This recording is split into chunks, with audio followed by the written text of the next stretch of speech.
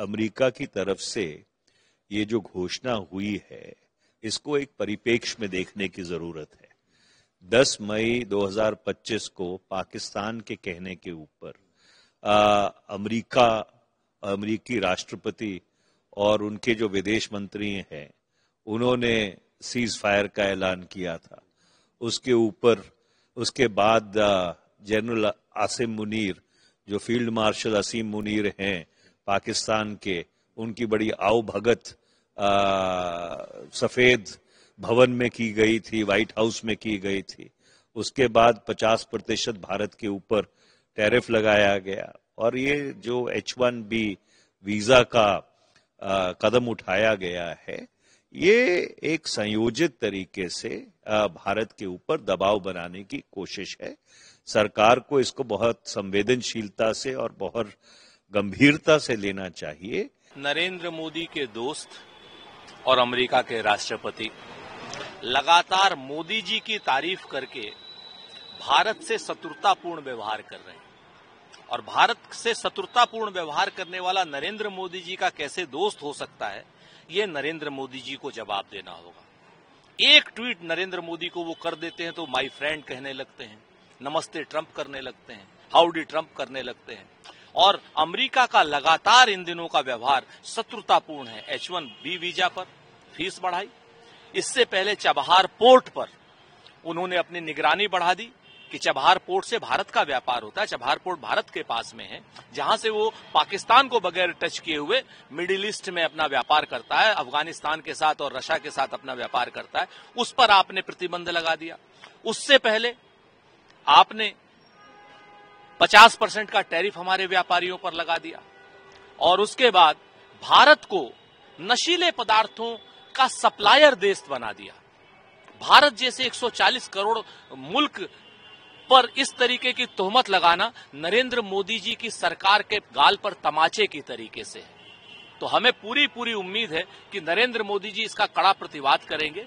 नरेंद्र मोदी जी अपने दोस्त Donald Trump के सामने अपना आत्मसमर्पण नहीं करेंगे। हाँ, देश तो कभी आत्मसमर्पण नहीं करेगा, ये तय है। अमेरिका लगातार भारत के साथ शत्रुतापूर्ण व्यवहार कर रहा है और नरेंद्र मोदी लगातार उनके सामने सरेंडर कर रहे हैं। एक तरफ तो भारत सरकार कहती है कि हम अमेरिका से बायलैटरल टॉक्स कर रहे हैं और जल्दी ही कुछ अच्छी खबरें आएंगी।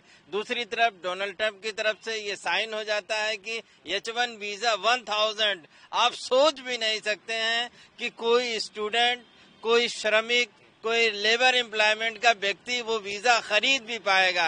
1000 का मतलब बहुत ज्यादा होता है। इस तरह की हरकत जो हो रही है अमेरिका की तरफ से, इस बात का सबूत है कि भारत की जो डिप्लोमेसी है, विदेश नीति है, वो 100% फेल्योर है। जबकि हमारे राष्ट्रीय अध्यक्ष ये कह चुके हैं कि हमारी बायलैटरल टॉक से इस समस्याओं का हल निकालना चाहिए, लेकिन ये भारत सरकार की जिम्मेदारी है कि वो इस तरह की अमेरिका पे अंकुश लगाए और जो हमारे लेबर हैं, युवा स्टूडेंट्स हैं, उनका ख्याल रखें। प्रभाव तो पड़ेगा। अभी एक के बाद एक प्रेसिडेंट ट्रंप ने सारा रेस्ट्रिक्शन इंडिया के ऊपर लागू कर दिया है और ऊपर डेली स्पीच में ट्रंप बोलते हैं कि हिंदुस्तान के साथ, इंडिया के साथ हमारा बेस्ट रिलेशन है, मोदी जी के साथ अपना बेस्ट रिलेशन है, Modi ji my best friend. सो ये क्या बेस्ट फ्रेंड का ये संकेत है क्या? आप टैरिफ बढ़ा देंगे, अमेरिका में इंडियन बाजार को आप खत्म कर दोगे, अब ये लगाओगे वीजा के ऊपर, तो ये फ्रेंडशिप का सिग्नल है कि दुश्मनी का सिग्नल है? भाषण तो ट्रंप देते हैं कि India is my great friend, Modi is my great friend, तो ये क्या फ्रेंडशिप का संकेत है क्या? ये तो दुश्मनी का संकेत है। तो हर तरफ से अमेरिका भारत को और भारतीयों को परेशान करने के लिए हर दिन उसका कार्यक्रम है। और हम कहाँ से तेल लाएंगे, कहाँ से नहीं लाएंगे, ये फैसला हम ही करेंगे। हम एक प्रजातांत्रिक स्वाधीन देश हैं, हम किसी के नीचे काम नहीं करते हैं भारत वाले। तो ये ट्रंप का दादागिरी है, इसको सहन नहीं किया जा सकता है। आप अगर मोदी जी का अच्छे दोस्त हो, आप अगर भारत का दोस्त हो, तो इसी हिसाब से आप काम करो। आपका तो हर एक एक्शन भारत के खिलाफ होता है, भारतीयों के खिलाफ होता है, तो आप कैसे दोस्त हो? सर, जो भारत का टैलेंट है, जो बड़े बड़े लोग हैं, वो तो वहाँ जा रहे हैं, उनको 1 लाख डॉलर देने में कोई प्रॉब्लम नहीं है उनके लिए जो नहीं, उनको तो प्रॉब्लम, वो लोग तो आपत्ति नहीं करते हैं। क्या बोलेंगे, उनको वापस आ जाना चाहिए। नहीं, एक तो है, देखिए इंडिया से जो ब्रेन ड्रेन हो रहा है इसके तो सपोर्ट में मैं नहीं हूँ। भारत में खुद ही उनके लिए हमको परिवेश और परिसर तैयार करना चाहिए ताकि भारत का इतना नौजवान जो टैलेंटेड है वो बाहर न जाएं।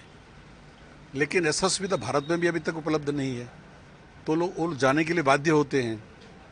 तो हमें भी, हमारा भी, भारत की सरकार का भी कुछ कर्तव्य होता है, इस प्रकार के वातावरण देश में तैयार करे, इस प्रकार की सुविधाएं नौजवान को दे। उसमें भी तो कमी है ना आज तक।